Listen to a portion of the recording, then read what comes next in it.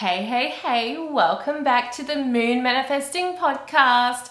Hope you're all doing fine. So today we're going to be talking about productivity hacks and moon manifesting. So if you've ever wondered how the hell I get so much stuff done, I get so many messages from people who are like, wow, you're on YouTube every week, you're posting on Instagram every day, you wrote a book, you homeschool your 4 kids. How do you do it all? So in this episode, I'm going to be sharing exactly how I do it all. I'm going to be sharing the best time for when we're going to be feeling naturally more productive, so that you can work with that energy. I'm just going to be sharing my tips so that you can get more stuff done too and feel good about yourself. So let's dive into productivity hacks for moon manifesting. So let's talk about the timing, because during the moon cycle or just during life in general, like we go through these phases when we just feel unproductive, and then times when we do feel like super energized and super productive and motivated and everything. So this is where astrology has become a really helpful ally for me, because it allows me to understand the times when I'm not going to be feeling the best and where I may just be unproductive, where things just may not happen as I want them to.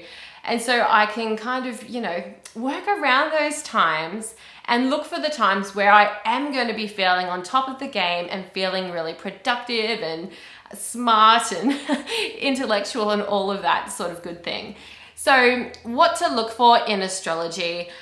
First up, looking at the moon phase, the waxing moon is when our energy is building. So particularly like in from the first quarter moon through the waxing gibbous moon phase up to about the full moon is like the time when we are feeling the most energized and coming into our peak energy during that moon cycle. So there's about like this week every month where, you will just be naturally feeling more productive and more energized. The waxing gibbous moon is the best time in the moon cycle for pushing through obstacles and doing the hard things. It is, like if you need to get some stuff done, then really just go hard during the waxing gibbous moon, because it is, the universe is working with you at that time to really co-create what it is that you're trying to manifest. Other things to look for regarding the timing for like productivity hacks, looking at when the moon is void of course. In the moon manifesting planner, I have the times listed out for when the moon is void of course. The moon, goes void of course roughly every 2 to 3 days. And this, it can be void of course for anywhere from a few minutes through to like a whole 24 hours. Often or not, it's maybe just a few hours, and it can happen while you're asleep. But when the moon is void of course, this is when we're generally at our least productive. So I do have another whole episode about the moon void of course. You can look through my channel. It's episode 33 if that helps. Because working with the moon and knowing when the moon is void of course is definitely one of the biggest productivity hacks I can share with you. Just following that simple thing alone has changed my life.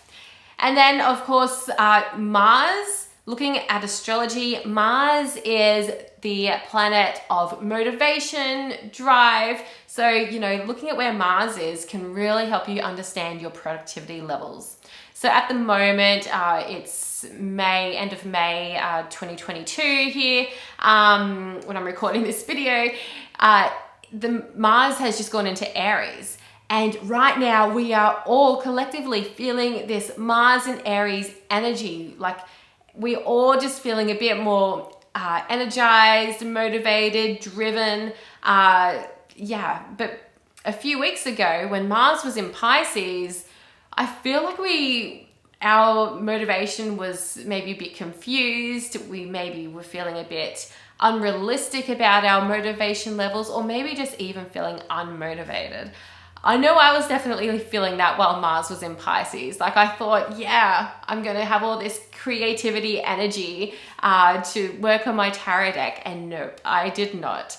So now that Mars is in Aries, I'm feeling that shift. So understanding where Mars is in the skies right now can help you understand, like maybe you're just going through a time where you're not feeling that energized, and that's okay. Taking time to rest when you don't feel unproductive is super important, regardless of what's happening in the skies, because when you're well rested, then, you're going to be more productive during the times when you're feeling more motivated. So don't forget to rest. Rest is super important for productivity. So how to be more productive. So one of something I've learned from Leonie Dawson, who she's like, a queen of productivity, is the Paretos Law, the 80-20 rule, where pretty much like 20% of your efforts create 80% of your results. And so in one of Leonie Dawson's courses, and I cannot think of which one it was at the top of my head, I think it was Work Less, Earn More. Life-changing stuff. Go check out Leonie Dawson. But she teaches like, you go to like your offerings that you're selling in your business, and you look at the top 20%. What are the top 20% bestsellers? And so you want to capitalize on the things that are already doing well, and the stuff that's not performing well, cut it out. So following that 80-20 rule can definitely help you be more productive, because you're just honing in the things that are already working well, rather than wasting 80% of your energy for only 20% of the results. So 80-20 rule. Look at the top best performers and focus your energy there. Cut out the stuff that is just not doing well. So do the hardest thing first is another big tip for you to boost your productivity. In the mornings, I will write out a to-do list for myself, maybe about like 10 different things. And sometimes it's just easy things like post on Instagram, 30 minutes of exercise, do yoga, take the bins out. It's not all hard stuff. But then sometimes on my list, there might be things that are quite big, create a workbook for your course, batch film podcasts. So jumping in and doing the hardest thing first, the thing that is, quite scary, but going to give you the most results, doing that first, it's kind of bouncing off that 80-20 rule. It's like, that 20%, even though it might be the hardest thing to do, it's going to give you the most results. So do the hard thing. Make that your priority. Like if you're writing out a to-do list in the morning, it may be helpful to even just go through and number it in order of priority, so that you know automatically, okay, this is the thing I've got to do first. Even though it's the hardest thing, I've put a number 1 here, so I need to do this first. That definitely helps me when I know I need a bit more self-discipline with just doing the easy things on my list and leaving the hard things for another day. So another tip for how to be more productive is automate, delegate, and eliminate. So automate. The things that you're already doing that are time-sucking, is there a way that you can automate? Like if you find that you're sending the same message over and over again, maybe like in emails or in DMs, because you're getting asked the same question all the time, do you have a template that you could just copy and paste each time so that it's just automated? Or, is there some other way that you can automate things?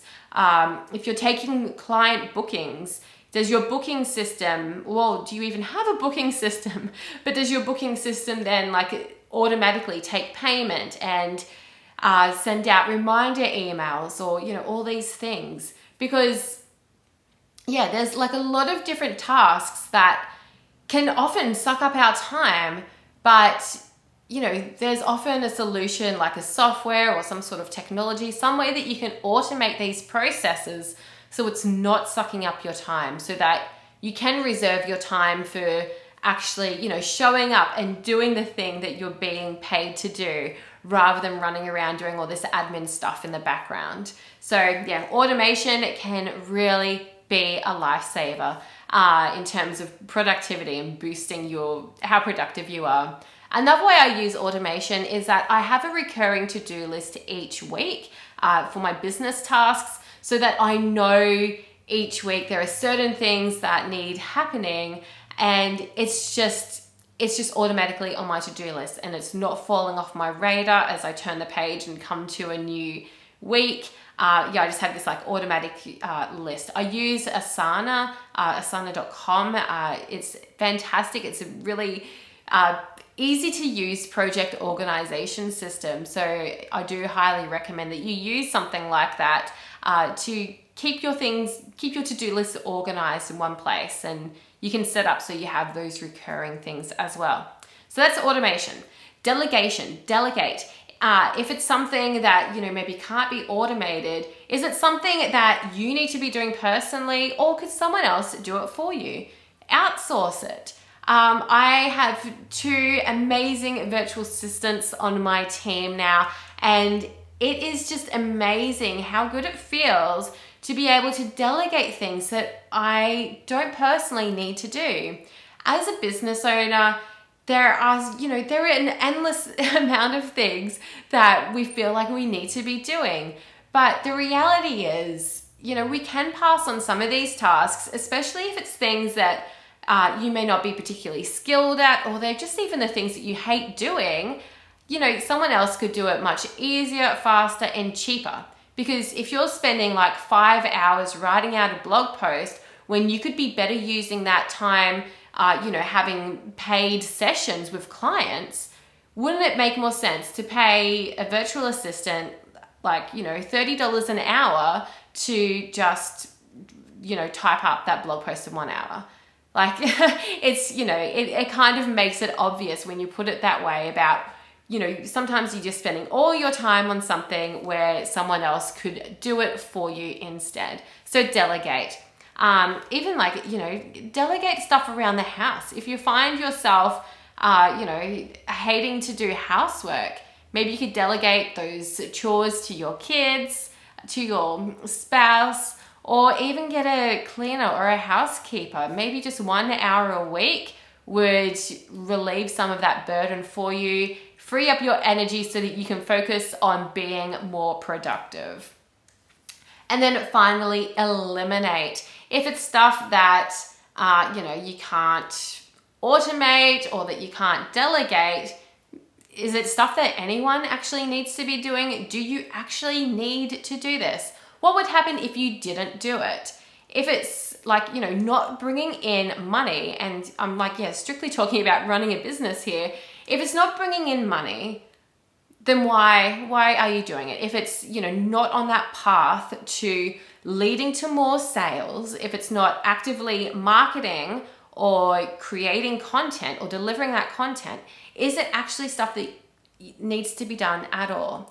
So just, I guess that being able to assess the stuff that's on your to-do list, and then, getting rid of the stuff that you don't actually need to do. You can focus on the things that do actually need to be done, the things that are going to be more productive, for your business, or if you're not even running a business, then, for your life in general. It's just about finding those things that really need to be made a priority, and if it's not something that you can outsource or whatever, then you know clearly where you need to be focusing your energy.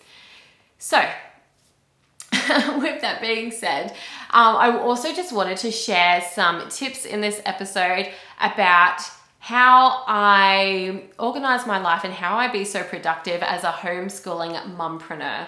So in case you didn't already know, I do have 4 beautiful children, and we homeschool. I have homeschooled my kids for pretty much all of their lives. I sent them to school for 2 years. A few years back, we've been homeschooling again now for about 1.5 years. And I wouldn't change it. Sending them to school was honestly more stressful than homeschooling. But it does mean that, I'm dedicating a lot of my time now to my kids. Whereas, before I had a few kid-free hours a day where I could be really laser focused and get stuff done.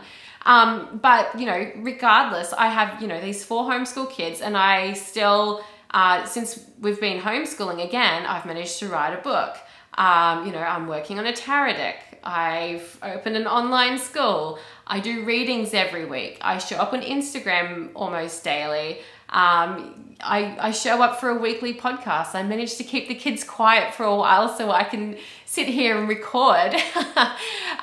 So yeah, tips from me as a homeschooling mumpreneur is in the mornings, write out a list of things that you need to do. And, you know, think about all the different areas of your life. Don't think that you need to just write out a to-do list for the things in your business or whatever it is. Think about all of the things that you want to do. So for me, like right now, I'm really focusing on my health and my fitness. So exercise is showing up on my daily to-do list. So I'm making that dedicated 30 minutes each day to exercise. You know, other weeks it might be like yoga or meditation is like really going to be a priority on my list. But yeah, making a to-do list and thinking about all those different things. So business stuff, health and fitness, kids, maybe, you know, appointments, whatever it is that you need to put down your to-do list to make sure it gets done. Having that list and, you know, coming back to that list throughout the day helps you stay on track with those goals so that, you know, what you envisioned your day would look like in the morning. By checking back in on that list, you're making that into reality. You're manifesting your ideal day. So writing a to-do list is super important, and something to think about when you're writing that to-do list is to have realistic expectations. Think about realistically how much time each of those things on your list is going to take, and, you know, have you know, maybe set yourself an unrealistic expectation for how much you can achieve in one day. I do that all the time. But I guess, you know, better to overachieve than underachieve, right? So just being really organized with life in general is honestly the best way to stay productive. When you have like a planner, like the Moon Manifesting Planner, and you have a space where you can just write down all the things that you want to get done or the things that need to get done. You have a calendar, you know, like where you're supposed to be on certain days. You have like some sort of routine as well. These are all things that are super helpful for being more productive, even when you're juggling homeschooling and business and writing a book and all of those different things that you might be doing. You can absolutely be productive even if, you know, you're feeling time poor. It's just about how you organize your time and using your time effectively. So with that being said, let's not waste any more time. Go out and be productive. I can't wait to see what you create. I hope that this episode was super helpful for you. Don't forget to like, subscribe, or follow depending on where you're listening from today. And stay magical, stay manifesting, and stay tuned. I'll speak to you soon. Bye for now.